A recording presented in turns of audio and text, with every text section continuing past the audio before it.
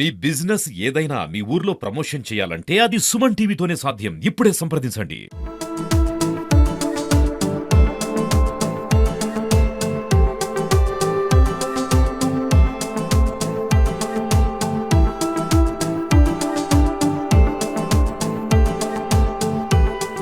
Bhuvanagiri MLA Kummam Anil Kumar Reddy ఈరోజు అంతమ్మగూడెం, దోతిగూడెం గ్రామాలను సందర్శించాడు. వారికి సంబంధించి సమస్యలను అడిగి తెలుసుకున్నాడు. వెంబడే అధికారులకు కూడా ఫోన్ చేసినటువంటి పరిస్థితి. అంటే ఈ నియోజకవర్గంలో ఉన్నటువంటి గ్రామాలన్నీ నేను తిరుగుతాను, గ్రామంలో ఉన్నటువంటి సమస్యలన్నీ కూడా పరిష్కారం చేస్తామని చెప్పి కుమ్మం అనిల్ కుమార్ రెడ్డి మనతో సుమన్ టీవీ చెప్పడం జరిగింది. ఈ అంతమ్మగూడెం, దోతిగూడెం కెమికల్ కంపెనీలతో చాలా బాధపడుతున్నారు. దానికి సంబంధించి అధికారులతో మాట్లాడుతున్నాము. ఇక్కడ ఉన్నటువంటి పొల్యూషన్ అయిపోయింది, మొత్తం కూడా ఈ రెండు గ్రామాలు కూడా నాశనమైనటువంటి పరిస్థితి.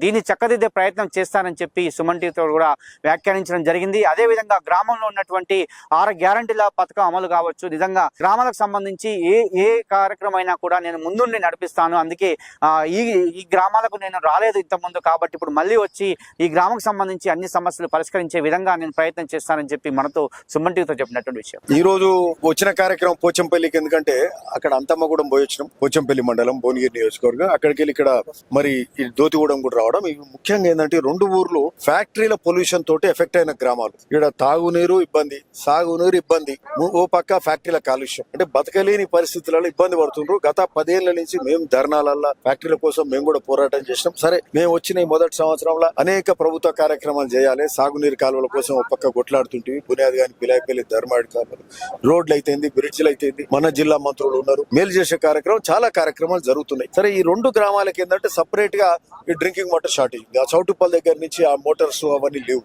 ఆ సరిపోను పంపింగ్ ఫెసిలిటీ లేదు. సో అవన్నీ చేస్తే ఏంటంటే డ్రింకింగ్ వాటర్ అయితే ఇంపార్టెంట్. ఇప్పుడు బోరేజ్ కూడా కాలుష్యమైన నీళ్ళు వస్తాయి, వీళ్ళు ఎక్కడికి వెళ్ళి తేవాలి నీళ్ళు. సో అది దాని మీద సంబంధించి ఆర్డబ్ల్యూఎస్ ఇంజనీర్స్ తోటి మాట్లాడినాం. అట్లనే సాగునీరు కూడా ఒక లిఫ్ట్ మేయర్ నగర్ నుంచి పెడితే అంతమ్మగూడెం, దోతిగూడెం వాసులకు కూడా మేలు జరుగుతుంది. అట్లనే గ్రామంలో ఏం సమస్యలు ఉన్నాయి అయితే చాలా గ్రామాలు అనేక సందర్భాలు జరిగినాం. వీటికి మరి ఇక్కడికి ఎక్కువ రాలే ఈ రెండు గ్రామాలకు. కాబట్టి మరి అంటే ఫ్యాక్టరీల మీద ఒకసారి వచ్చిపోయినాం, 2 సార్లు కూడా వచ్చి ఉండొచ్చు. సో ఈ గ్రామాల్లో జర మా వాళ్ళందరితోటి మాట్లాడి మనసు మాట్లాడుకొని వాళ్ళ సమస్యలు ఇట్లా కొన్ని తెలుసుకుంటే అవగాహన చేసుకుంటాం, పనులు చేసుకోగలుగుతాం. ఈడ ఒక సబ్ స్టేషన్ కూడా పెట్టిస్తున్నాం 8 crores తోటి. సో కరెంట్ లో వోల్టేజ్ బాధలు తప్పుతాయి. పోచంపల్లి మండలంలో కూడా.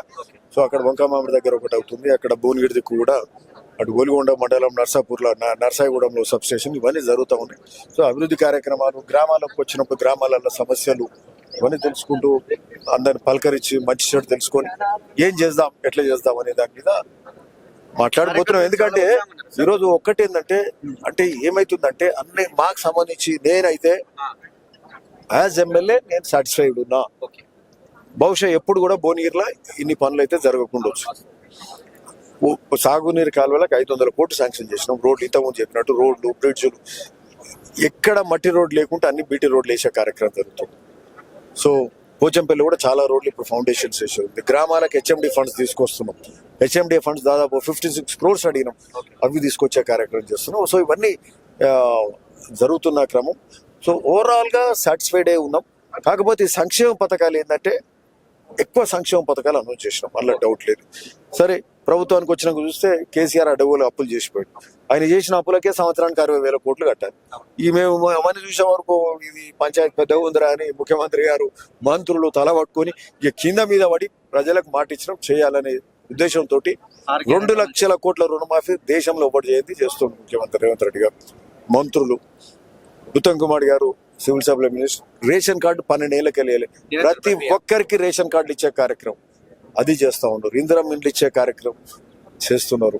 సీతక్క గారు వాళ్ళ భారీ నిధులతోటి గ్రామీణ రోడ్లు చేసుకుంటున్నాం. వెంకరెడ్డి గారితో రోడ్లు, బ్రిడ్జ్లు అవుతున్నాయి. సో ఇవన్నీ కూడా కొంత వెనక ముందు అయ్యే వరకు అరే అన్ని చెప్పిరి. ఇప్పుడు చేయనోడు అయితే చేయకనే కేసీఆర్, ఆ కేటీఆర్లు 10 ఏళ్ళు మోసం. ఇప్పుడు అరే మాట ఇచ్చిండ్రు అయితే లేవు అని వెనక ముందు అంటే ఈ 3-4 నెలలు 5-6 నెలలు కాకపోయేసరికి కొంత అసహనం అనేది ఉన్నది. కానీ బట్ ఆ అసహనం ఏంటంటే ఒకసారి రైతు భరోసా ఈ 10 వారము 10 రోజులు మొత్తం పడుతుంది, మొత్తం వారంలో పడ్డది అనుకో. అప్పుడు మళ్ళా మంచిగా అయింది. మార్చి 31 డెడ్ లైన్. సో ఇవన్నీ అయిపోతాయి, అప్పుడు సాటిస్ఫై అవుతారు.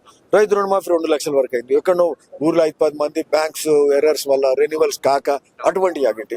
సో రుణమాఫీ, రైతు భరోసా, రేషన్ కార్డులు ఇస్తే, ఇంద్రమిల్లు కూడా కొన్ని అత్యంత పేదవానికి ఇస్తే అనుకునేవి చేసినట్టే కదా.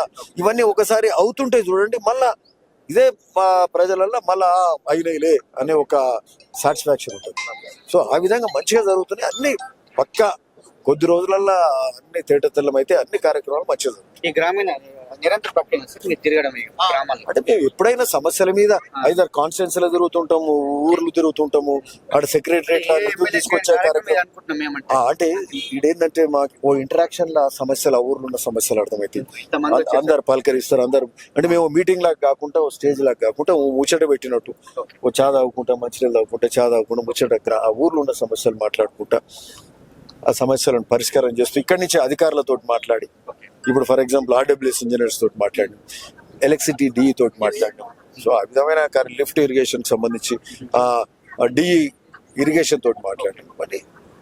సో ఆ విధంగా ఐ థింక్ అన్ని మంచిగా సమస్యలు వెంబడే పరిష్కరించే విధంగా మీరు ప్రయత్నం చేస్తున్నారు. అంటే ఈ సమస్యల మీద మనం ఇనిషియేట్ చేస్తే వచ్చే నెల 2-3 నెలల్లో వీటికి అంకురార్పణ జరుగుతుంది, అవుతుంది. పెద్ద పనులకు 5-6 నెలలు అయితే, సంవత్సరం అయితే, చిన్న అయితే ఇమీడియట్ అయిపోతుంది. మూసి ప్రక్షాళన ఎంతవరకు వచ్చింది సార్? మూసి ప్రక్షాళన సీఎం గారు వచ్చే 2-3 నెలల్లో స్టార్ట్ చేయబోతున్నారు. సో దాని మీద చిత్తశుద్ధితో ఉన్నారు. మూసీలో కూడా మురికి నీళ్ళు అయినాయి, మొత్తం కాలుష్యం అయింది.